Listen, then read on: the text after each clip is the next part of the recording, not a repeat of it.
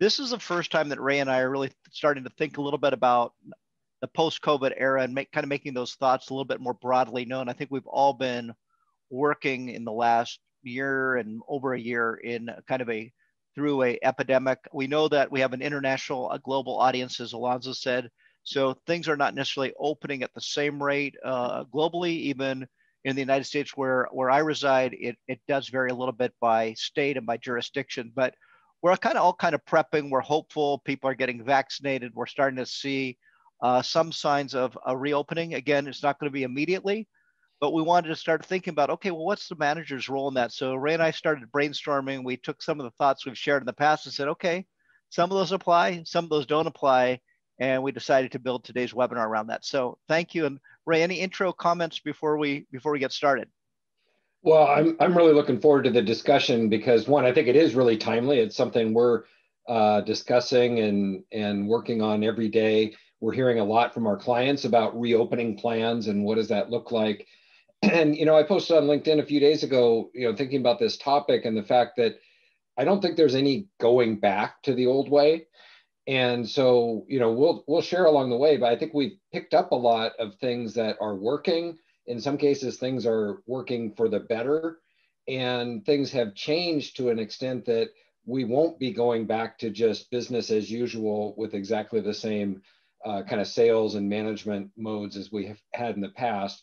My guess is there's going to be a hybrid, regardless of your industry, of some mix, because we've figured out how to do things differently. So we need to adapt. We need to figure out what that means. And as we walk through, we're going to talk about, from a expectation setting through pipeline, through coaching and leadership, what does that mean for frontline sales managers? I think that's exactly right. I mean, even things as simple as Zoom or Teams, and something that was for many people novel, particularly for many clients who had field sales teams. They really weren't leveraging those technologies to the extent they are now. And today it's kind of very commonplace. We're getting increasingly comfortable adjusting the lighting, having cameras on, being natural, having a cup of coffee in our hand, and still being able to conduct meetings almost with the same way as we were in person. So there's a lot of things that are, as Ray said, there's really no going back completely because a lot of things are working quite well. At the same time, we do think that things will start to migrate to close to where they were in the past. And one thing I don't think changes, Ray, and we have some research we can share. And although this research now is, maybe a couple of years past, we think that it still applies. The first point here is, well, what separates what we're calling high impact teams? Those are teams that 75% or more of the sales team achieves quota, versus kind of your average performing teams where you have people 25 to 75%, so pretty generous span there for average performing, and low performing teams were less than 25% make quota. And the research we did in conjunction with Selling Power really identified 5 areas where we think managers make a huge difference. We said, if we look at those high impact groups, what is it they do better? Well, they're better coaches. They spend more time coaching. They manage performance better. They do spend more time and end up doing a more thoughtful job of recruiting and hiring people. Maybe extremely important, something we've learned a lot about kind of working through the epidemic together, is trust and respect. They really earn their team's trust. It's a key element behind coaching. It's also a key leadership attribute.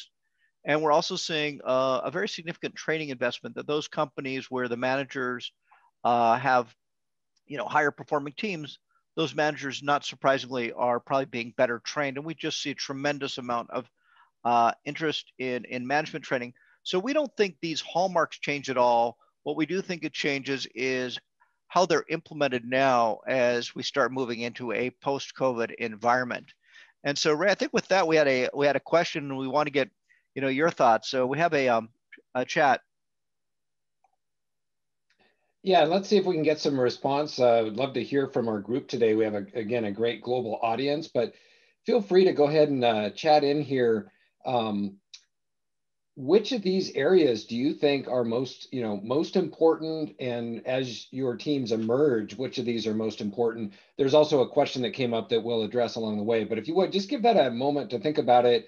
Which of these do you think are top priorities, for your sales managers? Yeah, and I'm seeing the question, I think it was from a tool, was about if 75% are making quota, are we stretching hard? Very interesting question, probably a very appropriate question.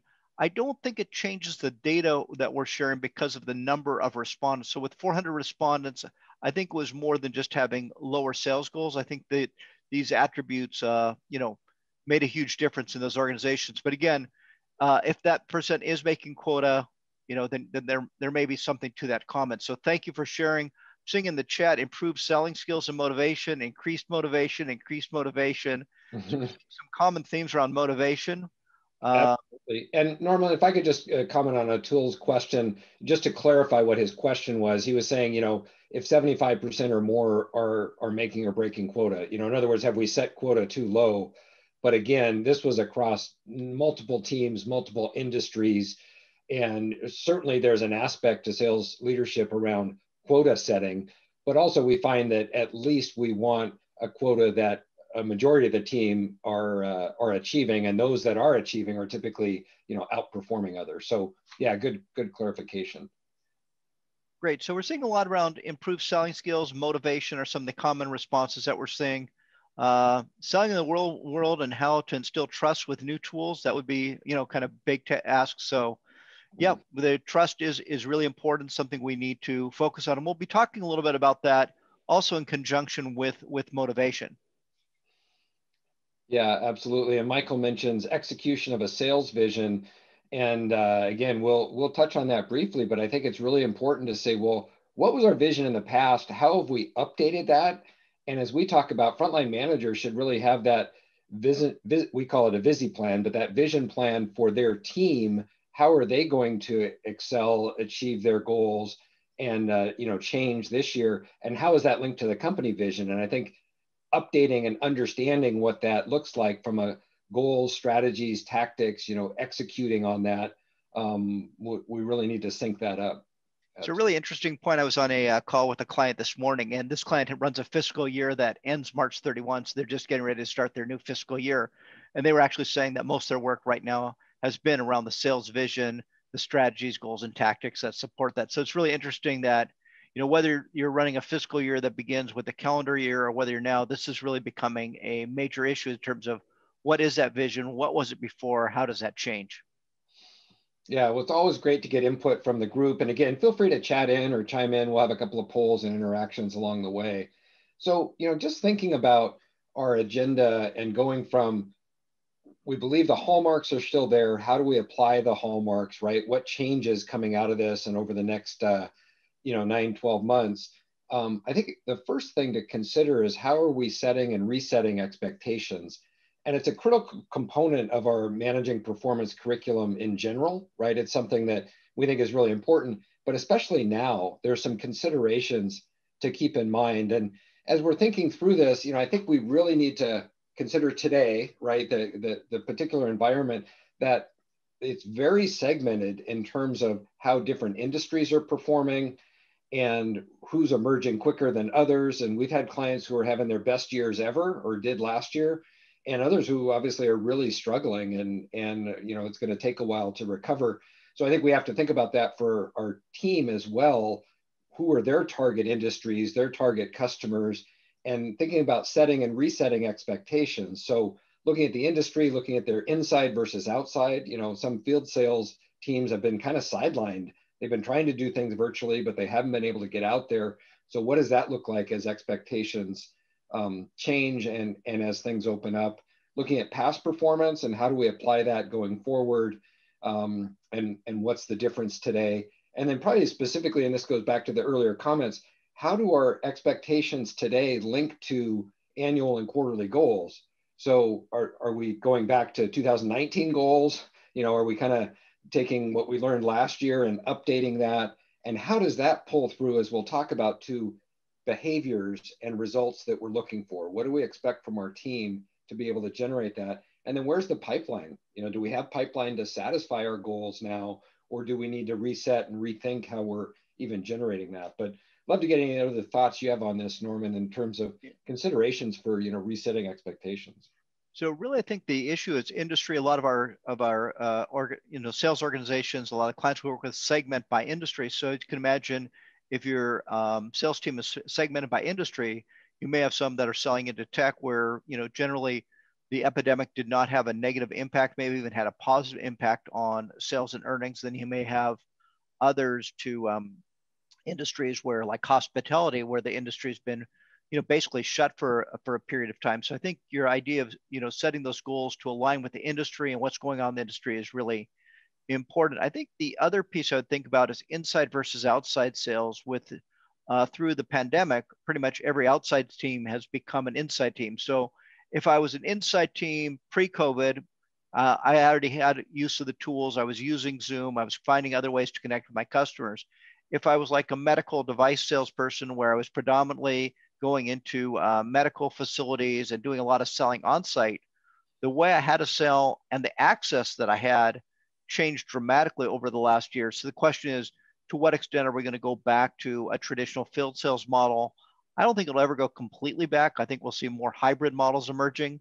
So I think these are really interesting considerations. I don't think we have answers that are general in nature. I think it's going to depend on each customer, but I think by just thinking through these criteria, it's a good starting point for the resetting of expectations. Absolutely. And I think if one thing that we've taken away from the last 12 months is we need to be nimble and flexible, and probably do a little better job listening and figuring out what's out there. And I think, if I go back 12 months ago and think about where we're in March of 2020, boy, we're really just trying to figure out what the world looks like for the next few months. And, the expression I've used a few times of, you can't grow tomatoes in the winter time. It's like, well, okay, we may not be able to book meetings or close business, but what can we do? How do we keep our loyalty accounts alive? How do we keep those relationships, even just checking in? So there's a lot we can do to reset based on where we are.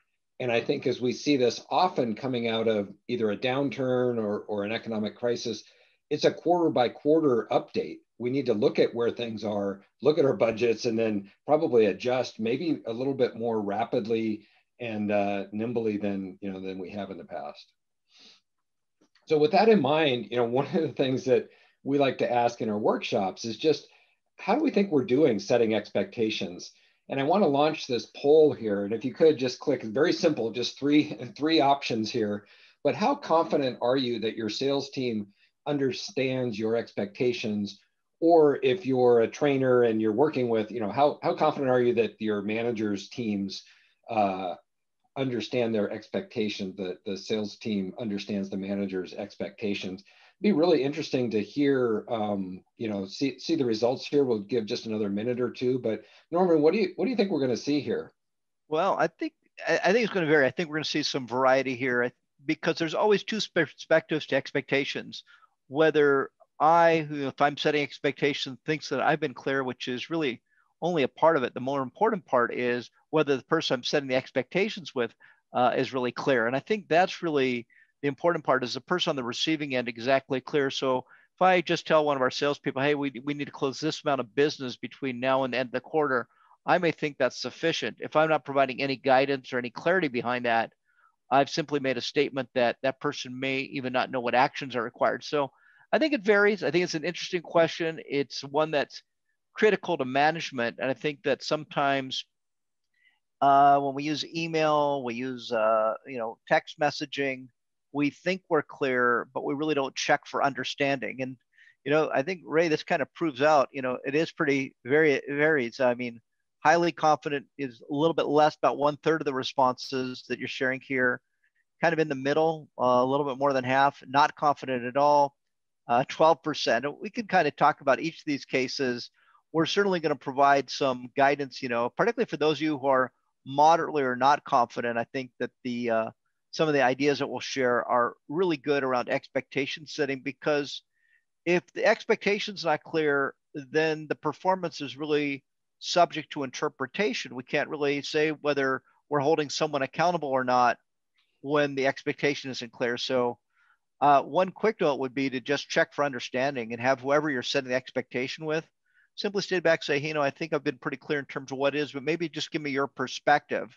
So they don't have to repeat it back robotically, but if they could kind of just share with us what the thoughts were, we can get a very good sense whether the message has been received, which is really important. So Ray, your thoughts before we share some ideas? Yeah, it is really interesting to hear from the group. And what I would love to be able to do is survey then the sellers represented and see their response, because we know that over the years when this has been researched, there's often a disconnect. And my guess is we wouldn't have exactly the same distribution, and we might have a little bit of a shift towards moderate or not confident, because what the sellers say is, you know, they said something, but I'm not really sure, or it changes all the time, or last week they told me something different. And so there seems to be a disconnect between, as managers, what we're saying and what our team is receiving. And just going back to the example I gave, you know, a lot of times we think about expectations, what I'll call a top line expectation. But a top line expectation that really focuses on a result is really an incomplete expectations statement. Sure, it communicates what sales result we might be looking for, but it probably doesn't go deep enough to really become actionable. So what Ray's going to share with you is some thoughts to really make sure those expectations are something that someone can really absorb, retain, and understand a lot more clearly. Yeah, and I think, you know, there are just some common components of a good expectation to set or reset, right? But, you know, first is that rationalization. Is this realistic and specific? Is this what we're really trying to accomplish?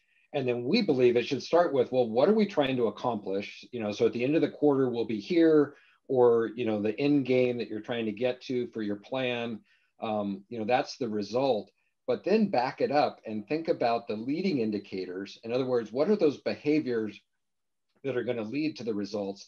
And we have to get the buy-in. We have to have a discussion about what behaviors are going to create the results, because there's nothing more frustrating than getting to the end of the quarter and say, well, we didn't get there. You got to work harder.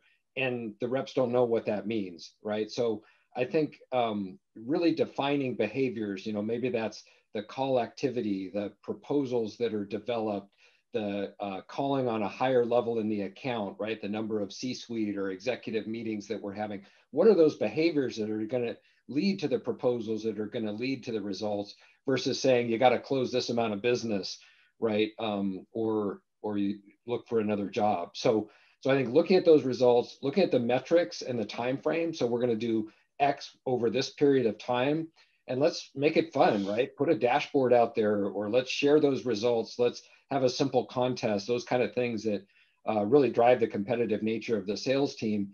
And then, you know, if we've defined those, check for understanding, as you mentioned, Norman. So, hey, can you, you know, play back to me, what did you take away from this, or how are you going to execute that? And then consistently following up with clarity and coaching around those. So it's not just a once a quarter thing in a performance review, or once a year, even worse, but it's an ongoing discussion where we keep getting back to those expectations. So what Ray, else would you add to that, Norman? yeah, well, I want to answer a question. I just happened to open the Q&A. I saw that we had a question here. And it says, you know, if you provide realistic quarterly sales goals and explain how you derive those goals, so you're saying, here's the goal and here's how I got there, what could remain unclear? And so as it relates to the goal itself, that result isn't unclear. So I want to be very, you know, so I want to be just very straightforward. That's not unclear. The question is it as much information as you should provide as a manager? And so what we're suggesting is, yes, the result is what we're focused on. And if we put out a number, that number might be clear. But if we think about 4 elements, what's the result? What are the behaviors that lead to that result?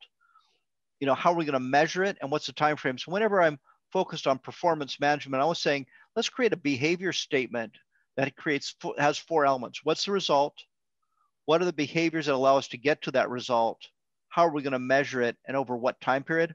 So we're suggesting is a level of clarity that goes beyond the result. The result may be crystal clear by just stating the result, but if we actually want to achieve the result, we think by including behaviors, time period, and metrics, the ability for someone to internalize that goes up dramatically, and the probability for success and your ability to help as a manager also improves. So hopefully that helps address the question that came up.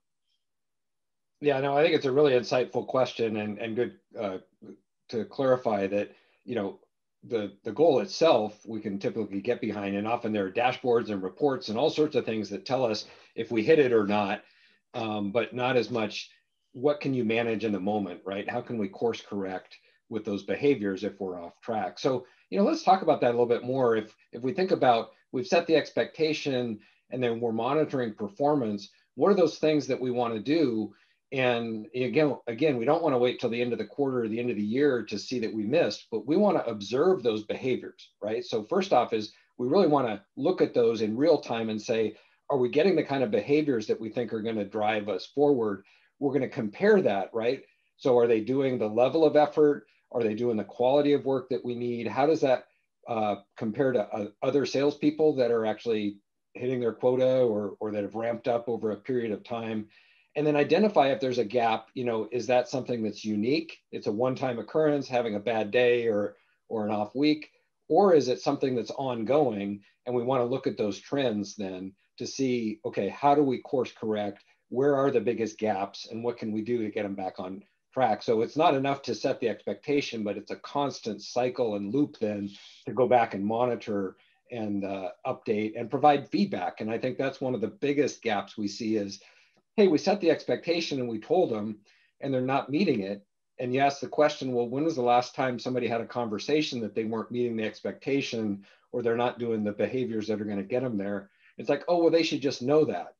And unfortunately, as we know, assuming is not a good management style or approach. And so we need to have those ongoing course corrections. So I had one comment, but actually I have two. Based on your last statement, what I would say is that a lot of times we wait till it's too late. We wait till the end of the calendar quarter and there's a miss.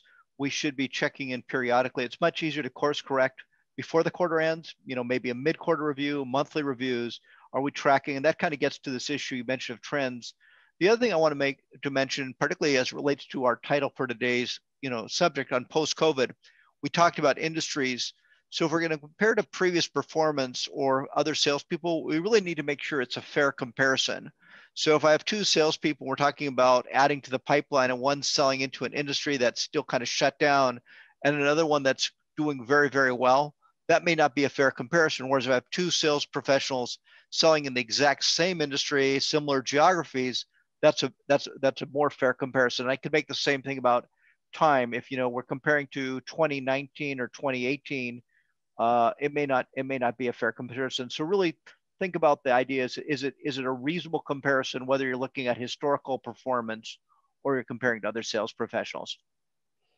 Yeah, and Michael had a comment about using a compelling scorecard and update it frequently. And I think one of the exciting things that I think we're seeing is the scorecards aren't just built on the results, right? In other words, hey, what's the out of the box dashboard maybe that you can get from Salesforce, but we can pull in information. And if we're using things like Outreach or HubSpot or other tools, we can start to look at the activity levels. We can start to look at those behaviors, and we can see if we do this, what is the conversion rate or how well are we doing to get to that? So we don't have to wait until there's a real problem to get there. And, Rain pointed out that it's the behaviors that lead to the results, and that people should understand the behaviors. And I think that's really where the art and science of being a manager is, right? Helping identify those behaviors and then coach and reinforce that, which is where we're headed next.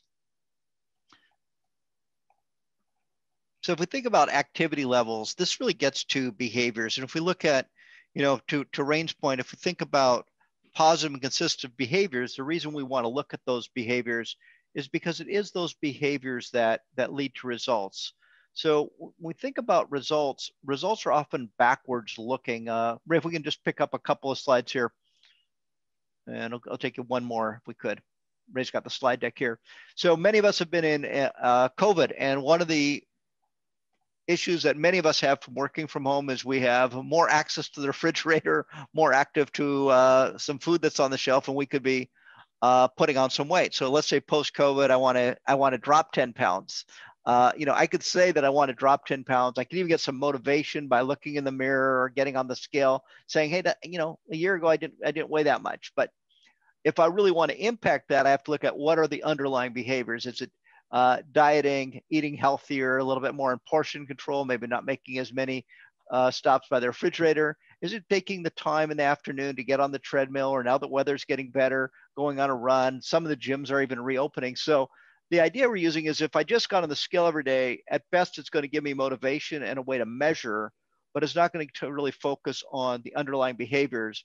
I often use the idea when we could look in our CRM system, we'll look at results. I could go in and say it's like looking out the front dashboard of a, the front window of a car, uh, where, if I look only at results, it's like looking at the rear view mirror. So what are those activities we need to do? And so there's a little framework that we'll just share with you. It's a snapshot from our course, but I just want to kind of cover it high level because it really gets to figure out, okay, what are the critical success factors? Again, those may have changed. It may be if the pipeline is somewhat dormant right now, it may be around adding new opportunities to the pipeline. Well, what are the behaviors that are going to be associated with adding to the pipeline? It may have to do with prospecting. It may have to do with getting people to come to webinars, content marketing. If there's a gap in behavior, a gain in behavior is very simple. Someone's doing really well. Want to provide lots of positive motivation, lots of reinforcement. How about if there's a gap in behavior? We're not doing as well in some of the activities as we'd like to. What's the underlying cause? That's not necessarily easy to diagnose, but there are tools to really look at what's going on, what might be causing a performance gap, and that points to the actions to take. So we really think about performance management as being, as Ray was saying, art and science, and there's a certain amount of just, especially as we're coming out of COVID, showing empathy, really understanding situations, but there's also this idea of, okay, what's really important right now? Maybe we have lots of opportunities in the pipeline. We're getting towards the end of quarter. It could be closing those opportunities. We don't have enough in the pipeline. It could be building the pipeline. It may be reconnecting with clients and industries where they're reopening. So let's really focus on what are those most important behaviors, at least for purposes of today's discussion. I'd say, what are the key behaviors? What are the activities we want our sales professionals to engage in? And there may be many activities that they can start to do now that they haven't been able to do really over the last 12 plus months. So those are my thoughts. Ray, your thoughts on that? Yeah, I mean, I think as managers, and most of us grew up carrying a bag or as salespeople, so we're quick to jump to step 4 there, take action. Oh, that person needs training, or they need to be on a performance improvement plan, or they're just not competent, they need to be somewhere else, versus really digging into those root causes, that third step, and saying, well, wait a minute, is this because they don't know how to do it? They're not making an effort to do it? Maybe we haven't set the expectation and given them feedback recently, so that's not really their fault. Nobody's told them. So I think we really do need to look at the whole system and how it fits together to say, okay, if we're off track, what's going on here? Now we have all sorts of things at our disposal. We can train, we can coach, maybe we can reset expectations. We can provide some performance counseling, or maybe a little stronger performance improvement plan. So there are lots of things we can take once we really understand those underlying causes. Ray, there's a comment in the chat. I'll just respond briefly to the comment, maybe have some ideas, but it really gets to the fact that economies are going to be opening at different rates, different industries at different rates. Consumer or customer spend may be lower. So what does success look like? And I think that success has to be incremental. When you're coming off, and most of us haven't lived through another, fortunately haven't lived through an epidemic before, but there have been other crises. Things don't just kind of spring back 100%. So I think we have to look at incremental success, and that might just be month over month improvement, some modest level. I would say, typically we like to have stretch goals. I'd say right now, we want to make sure the goals are realistic. People really need to rebuild their confidence, get a few wins. So I'm not suggest that we set the goals low, but I'm suggesting we set them realistic so that people have a real opportunity to start getting some wins under their belt. Someone here's chatting in 1% every day. Hey, over time, 1% compounded on a daily basis gets to be a pretty big number. But the idea is right. Let's just take it one step at a time. Let's not just say, okay, COVID's over. It's now going to be May 1 or June 1. Things aren't going to move back. We know that from just even, in the United States, restaurant industries, some states, their in-person dining's at 25%. Some places at 50%, some places that's 100%. So it wouldn't even be fair or reasonable to say it's back at 100%. It doesn't apply yet. Excuse me, absolutely. And I think we need to take the longer term view, right? Today, now is the time to invest in our team, make sure they're capable, love our clients that are skilling up and using this time to invest, and saying, hey, you know what? Those who emerge, just like out of an economic downturn, in any case, those who emerge will be stronger and more competitive. And so, let's think about those things we can do. So Norman, we had a chat here and we wanted to just hear from the group, thinking about that idea of behaviors and results. What sales activities do you think have the greatest impact on sales, right? Post-COVID, or I guess as we emerge and going forward. But what are those kinds of things, that you were mentioning that may really impact the next, let's say, 9 months, right, through the end of the year? Love to hear from the group here. If you could use the chat, what are the things you're seeing? And that may be, targeting existing clients, that may be prospecting into those fast-growing industries. What are some other thoughts you have, Norman, about what are some of the sales activities we might see?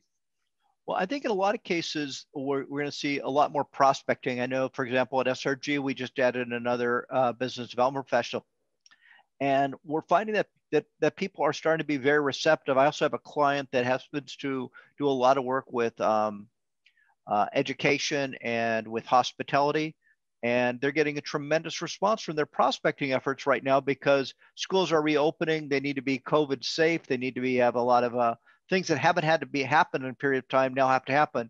Same thing in the hospitality industry. So we're seeing a tremendous amount of emphasis on building pipelines, which I know we're going to talk about in just a minute in terms of what can we do top of the funnel. We're also seeing a lot of emphasis on reconnecting with opportunities that went dormant. So they didn't go to closed won, they didn't go to closed lost, they just kind of stalled, and seeing what can happen if you really make a conscientious effort to rebuild. We're also seeing a lot of work around rebuilding trust and a lot of push on content marketing. For us, that often is a webinar. I'm just delighted with the number of people registered. Not everyone can attend, but also just delighted with the number of people and all of you that did. This is just a way for us to share some content, share some thoughts, but it's also a way for us to kind of share how we think about sales and sales management. So we're also seeing some really nice comments here, Ray. So I don't know if you want to just share some of the comments we're seeing. Yeah, I think Tony had a great one about prospecting into known sectors. And I think we've all seen and felt that it's like going to where you're most comfortable and, frankly, where you have the best stories to tell, and prospecting into those sectors or accounts that are growing, right, that we know that are going to be emerging from this. And also where we may have a near neighbor, right, or a similar type account, maybe not directly competitive, but where we can say, hey, I want to tell you this story about this other client in your industry or another client like you, where we just did this work and here's what happened. So I think that's very strong. Let's use LinkedIn and other tools to map those accounts, figure out who those best targets are. And I think especially today, being more focused in our prospecting as opposed to we're just going to spam everyone that we can and see if anybody responds. Everybody's up to here with the automated cadences and the generic sequences that are going out there. So Nakisha mentions stop selling and start helping. So our customers need help. And I think that's the great customer first, right? Let's figure out the problem we can help them with. Let's maybe understand what the problem is for their particular industry or situation. And that idea of going in with an insight or an idea, using empathy, as Satya Nadella from Microsoft talks about, right? The CEO says, hey, empathy can be a differentiator. If we think about where our customer is, where they're coming from, and then put ourselves in their shoes, we can help them solve the problem. So we can be a better consultative salesperson if we do a little better job trying to understand their situation. So I think those are great. What else are you seeing here, Norman? Well, I just like the one on that comment that Nakesha, I hope I'm pronouncing the name right, that Nakesha made about stop selling, start helping. And I think that just gets to the emphasis of what we mean by sales, which is really helping someone solve a problem or improve their situation. And I think, Ray, you touched on empathy. I think it's really important that people, that we do show that we care, that we understand. And one of the, I think, most underappreciated skills is really active listening and being a great listener. And I think particularly coming out of the environment that we've been in, listening and asking great questions. And, there may be just something that someone wants to share where there may not be an immediate opportunity, but by showing that we care, that we listen, those are two of the key things that we can do to build trust. And then obviously provide advice that can help them improve their situation, whether that results in a sale or doesn't result in a sale. Just the idea of building that kind of political clout in terms of having trust with the client. Yeah, so lots of great ideas. Again, our participants always have wonderful insights and thoughts to share. So appreciate you doing that. Let's move on and talk a little bit more about the pipeline. So, thinking about how do we requalify and rebuild, and what are some of the things we can do? So, we have a pipeline management course, and we talk about some of the underlying principles. And again, this is stage agnostic or methodology agnostic. It's less about you have to follow these exact steps, and more thinking about, well, what does a healthy pipeline look like? Do we have criteria for advancing the opportunities, and not just what we're going to do, but what are our customers going to do? And I think that's so important to think about the customer action. We always like to start, as a result of this meeting, the customer is going to fill in the blank, right? What action? And that may be review a proposal, introduce you to their boss, socialize the idea, and book a follow-on meeting, or you're going to book a follow-on meeting. So I think thinking about that, thinking about the stages, the factoring, I think people are pretty familiar with that, but especially now, we need to think about disqualifying opportunities that are moving slowly, and this concept of sales velocity. How long has it been stuck in that stage? And guess what? It takes longer to lose a deal than it does to win a deal. And what we mean by that is it will, those that drag out, sure, if they're strategic and you have a steps mapped out and you understand the milestones, it may take a while to close a deal. But if it's sitting there and you don't have a next step, and it's been there for 60, 90 days, and we're not really sure, boy, the chances of that actually moving forward, or we should maybe set it aside and come back to it when we can requalify. So I think these are, again, kind of the sediments of a healthy pipeline. We're looking at that, we're disqualifying, we're coaching our reps, helping them move those opportunities through, and having a cadence to review the pipeline. And what it really helps is with our forecasting, and at the end of the day, looking at those deals that are more likely to close so we can pull them through. So I think this is more important now than ever, because we probably do have a lot of bloat in the pipeline, and a lot of deals where, frankly, the reps are uncomfortable or unwilling to let them go because maybe they haven't had a lot of other stuff in there. And so they're like, oh, no, they're going to call me back. And, hope is not a strategy, as they say. So we need to have some specific actions and activities. Yeah, I think this whole, and I actually just blogged on this recently, basically on the science and art of pipeline management. And this idea of having a clean pipeline is really the science of pipeline management. The stages, the factoring, the time and stage, but it also helps with the overall win rates, because it gets focused on the opportunities that really can close, and allows you as a manager to really zero in, and it gets to away from. So once the pipeline is clean, which is really the science of pipeline management, then as a manager, we can add a huge amount of value on the art of pipeline management. Yeah, absolutely. So, let's just cover one other section. I want to be sensitive to our time here, but or on this particular topic, and then we have a couple others to get to.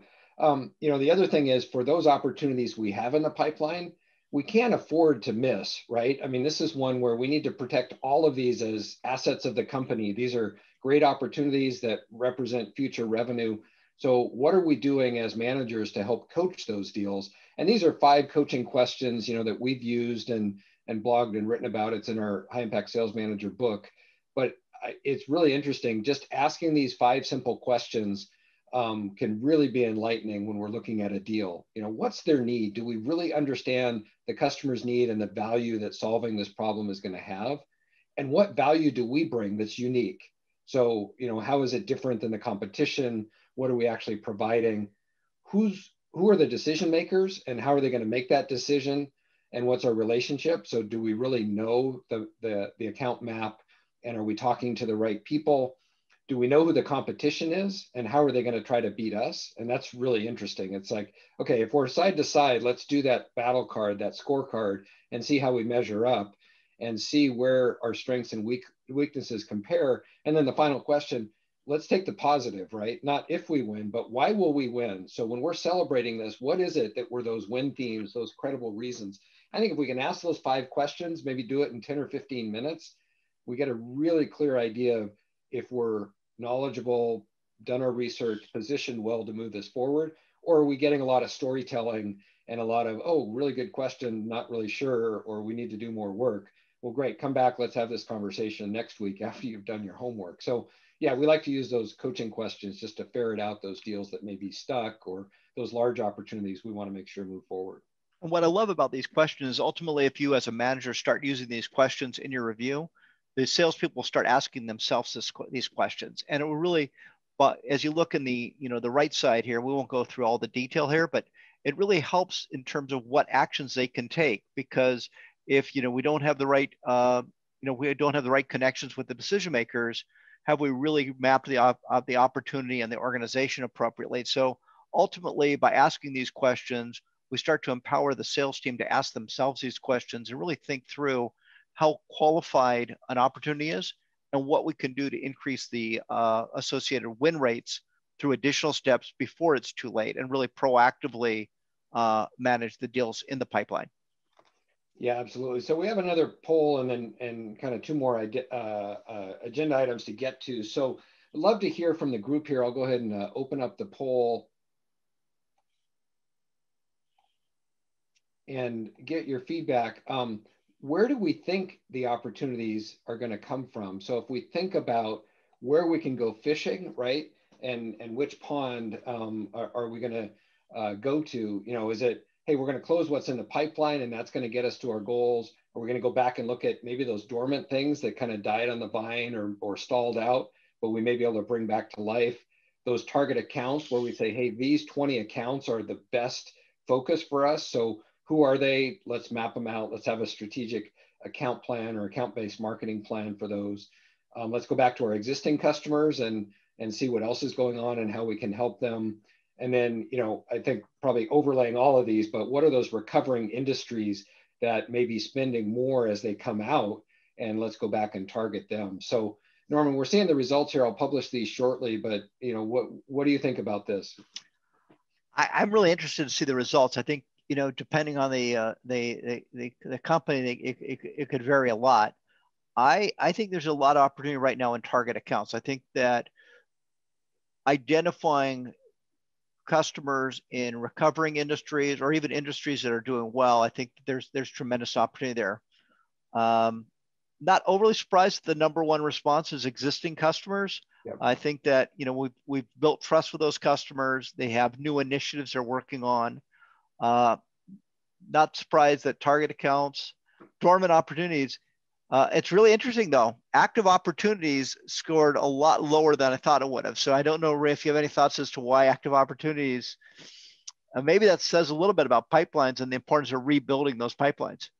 Yeah, and it may also be that, hey, what's in the pipeline we hope to close, but that's also not going to get us all the way to our number. In terms of growth opportunities. We need to go grow that pipeline. And I think, not surprising if I'm doing the math, 65% said either target accounts or existing customers. So really being strategic about who we're going after, going back to the existing loyalty base and having those conversations about what else can we do, as opposed to, again, the spam approach of, hey, let's go out to everyone and see if anything sticks or see if we can, generate some interest. So I think that's good, but also, not forgetting dormant, going back to conversations we had a year ago. They know about us, maybe they liked us and didn't get budget, but it's time to re-engage. And this is tough because we only gave you one option, so it's always difficult to choose. And there may be some overlap. Some of those dormant opportunities may be from existing customers, so there could be some overlap in the response as well. Absolutely. So let's move on here, Norman, and talk about coaching and then leadership. So when we talk about targeted coaching and what we can do, we've set the expectations, we're working on the pipeline, we want to provide that feedback. Maybe you could talk a little bit about, the coaching model and how that creates leverage. Yeah, I think it's really important to think about the leverage that it creates, because I know, like, I ask this question anytime I teach a sales coaching workshop. How many of you see yourself as a chief problem solver? And almost inevitably, almost all the hands go up. But what we really want to do is really coach so that the sales team is much more empowered, that they have the ability to solve most situations for themselves. So the reason we use the term leverage here is, on average, a manager has somewhere between 5 and 10 direct reports. And imagine if they can kind of leverage their skill to get a 5 or 10% sales increase across that group, That's a very, very significant opportunity. So you're getting a 5-to-1 or 10-to-1 leverage based on skills. The other form of leverage is as the help salespeople develop those skills, they become more and more empowered. And that allows the managers to become much more strategic, maybe moving away from being the chief problem solver or spending their time putting out fires and doing things that are more strategic. So we're huge believers in coaching. We think it creates a lot of leverage just based on the number of salespeople and the idea that from skills improve, results improve. And it's not a surprise that it ties into the opening research that coaching was the number one criteria. In terms of zeroing in on, well, what skills, we use something called a sales skills profile, but it's really basically a skills inventory. What are the strengths? What is it that the team's really doing or that individual is really doing well? What are the areas for improvement? And we love the idea of co-assessment. So getting the salesperson's perspective as well, whether it's a formal assessment like the image on the right or a less formal, but ultimately the best coaching is personalized. It's different by person and it focuses on maybe 2 to 3 skills at once. So we're not trying to boil the ocean, get someone to improve on, I think on our thing, there's 8 different skills here, 24 behavior statements.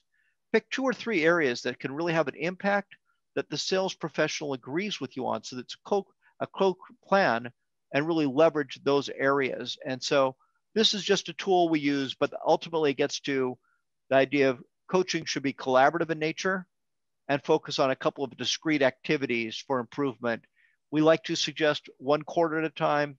No magic to that. It just seems to work well. That you can just kind of reset expectations every quarter.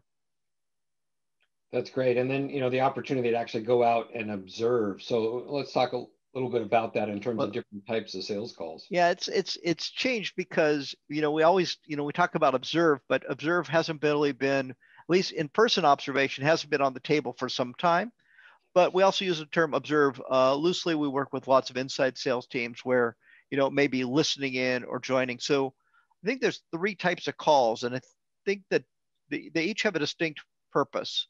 The modeling call is really reserved for when the manager is doing the selling. So you're on a joint call. I mean, you're on a call with the salesperson, and you're taking the lead as a manager. Very appropriate with a new person, or if you're trying to demonstrate a skill, you might say, "Hey, why don't you run the call?" But when it comes to gaining a commitment, you've mentioned that's been difficult. Let me just kind of share with you how I do that. So that's modeling. Again, really good with newer people, or if there's a skill gap that's really not closing.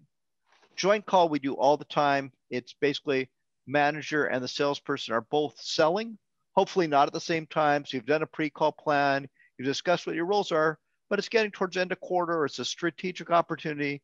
The goal is to leverage both the manager and the salesperson's selling skills. The one that we think has the most power, and I think is really important right now as we come in post-COVID, is coaching calls. It's been a long time since the salespeople, particularly if you're going back to selling in person, where the manager can really observe and let the salesperson do what they're paid to do the selling. The manager may contribute lightly, but really focus on, what are those areas for improvement? How's the salesperson doing? Making sure we're providing a lot of positive reinforcement. And if there's areas for improvement, identify those. So the takeaway from here is just to really think about what your role is going to be on a call and making sure there's great clarity between you and the sales professional as to what role you're taking.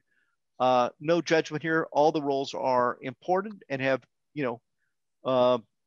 different application. I think it's just very important to be mindful when you come into a call, what role you want to play as a manager.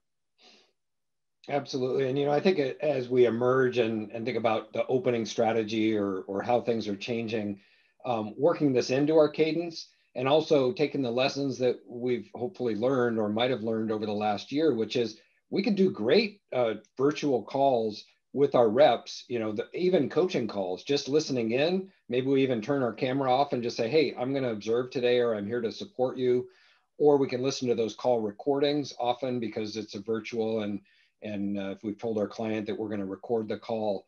So I think in some ways we have more opportunity to do that in the virtual world than if we have to fly across the country or we have to take a whole day to ride along, which is fantastic. But we shouldn't use that as an excuse, even if we can't get out there, but we can absolutely see how they're doing and provide that kind of real-time coaching, or at least coaching close to the call as possible, afterwards to set some time to debrief. So I think there's a lot as we, again, emerge. What can we do? Well, let's help our sellers sell better. Ray, as we spoke of early in the, right when I think one of the early chats, this whole idea of motivation was one of the most important thoughts people felt for kind of coming out of the post-COVID. So in the interest of time, I'm going to let you get right into that, but let's talk about leading and motivating the sales team, and what can managers do right away to really provide that level of motivation. Yeah, and I think, one of the key thoughts here is what makes a leader different than just a manager. And, as we're thinking about managing is often focused on the day-to-day and kind of directing and managing policy, maybe running meetings. But thinking about that leader, if we think about great leaders in history, right, what did they do? And thinking about having that longer term vision and being more proactive and motivating the team.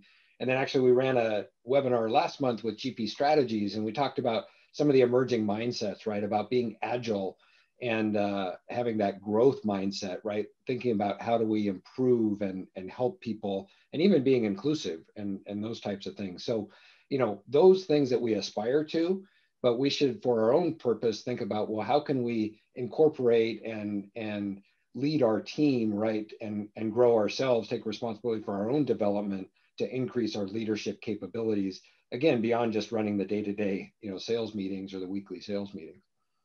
So one of those key ones that came up, as a number of you identified, this will be the last chat here, and then we'll wrap up, but just love to get some thoughts. What are you doing to motivate your team today? Are there creative things that you're doing? If motivation is an issue that a number of you identified, what are you doing? What are creative things you're doing to motivate the team?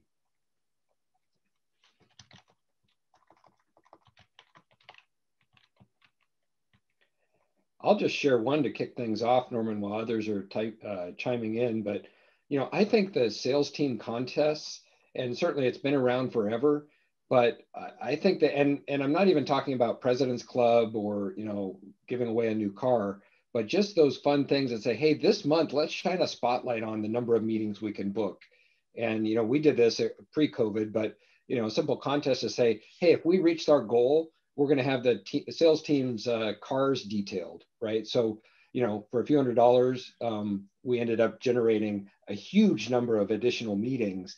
And so tying something that could be just a Starbucks gift card or maybe Grubhub these days, or Uber Eats if they're using that. But, some simple giveaway that shines the spotlight more on the competition really than on the gift or giveaway. And certainly there's some restrictions on that in some organizations. But let's make it fun and let's pay attention to those behaviors and those results. So I'm seeing some really interesting ideas emerge, possibly an increased incentive for new customers or new business, showing a lot of empathy. Mm-hmm. Right to your point on team contests, I would highly encourage things where that actually are team building. So some kind of team building activities, maybe it's an incentive where everyone wins, or some kind of company event as we can do that. I think that teams have become increasingly decentralized, and I think anything we can do to help create that spirit of teamwork also goes. In the interest of time, I know we have some very specific ideas about motivation that I think you wanted to share. Yeah, absolutely. And I think, all of these fall into that idea of what can we do to get the team working together, challenging them. And we have this simple motive model, but I think it's a fun way to kind of remember, right? Certainly reps are motivated by money, but that's not necessarily at the top of the list, and only because it spells out the word is it at the top. But, sure, they want to make their compensation, but for many people, it really is more about the opportunity or the sense of teamwork, working with others. But we also have the flip side where some people want to be independent. Hey, leave me alone, let me do a good job, and I'll knock it out of the park. So there's sometimes a trade-off there. And then even visibility. Some really like to be recognized and called out, and they really thrive on that. And others are like, really humble. Hey, don't call me out in the team meeting. I don't need that. I just want to do a good job. And I think excellence is something, hey, we want to do the best job we can, and recognizing that that's an exceptional proposal, even if we didn't win, right? But it was an exceptional proposal, or recognizing that they put in the extra effort or whatever that is to raise the bar. But I think we can incorporate this into our cadence, our daily conversations, and really think about the key takeaway here is people are motivated by different things. And we need to figure out what they're motivated, what 2 or 3 of these are most important to them, and then speak their language or communicate in that fashion. And I would say that, one of the things in terms of post-COVID is people's motivations may have changed dramatically over the last year. For someone who hasn't been able to earn a lot of money, may have taken on heightened importance. For other people, they may really crave getting back to be part of the team. So the only way to really know is to really connect with your salespeople, figure out what's going on in their lives, what's important to them now, and then really making sure that you are taking the time, skills we're using with the customer, we're using our time to be empathetic and to listen carefully and respond to those needs. Absolutely. Well, Norman, we've covered a lot of ground here, and started out talking about the manager's impact on performance and the research that we've done around that, and then thinking about post-COVID expectations and how we reset that and align with the sales strategy, and then some more tactical things around the pipeline and coaching our reps to improve their productivity, and then ultimately motivating, which could be a whole webinar by itself, but what can we do to lead and motivate them to this next level, especially understanding where they are, empathizing, as several people pointed out, and making sure we're having those conversations to keep them engaged. So any other comments you'd add to this? No, I think it really good. I really appreciate the participation. I know that Alonzo had a couple of just quick housekeeping issues before we wrap up. So let's turn it back to Alonzo. All right. Thank you, Norman. So as we move into a more normalized environment, we wanted to share with you, you're actually one of the first ones to learn about, is that our industry-leading sales management program, which is a combination of different courses, is now available on demand. All of those courses are available on demand. Now, this program helps sales managers become better coaches, improve how they manage performance, consistently hire sales stars, and motivate and lead their teams. The comprehensive program includes 61 video lessons, detailed workbooks, 25 downloadable job aids and tools, and 50 application exercises. Feel free to reach us out. You can contact us at info@salesreadinessgroup.com or give us a call at 1-800-490-0715. Thank you, Ray and Norman. It's been great to do another event with you guys. And thank you, everyone, for joining us.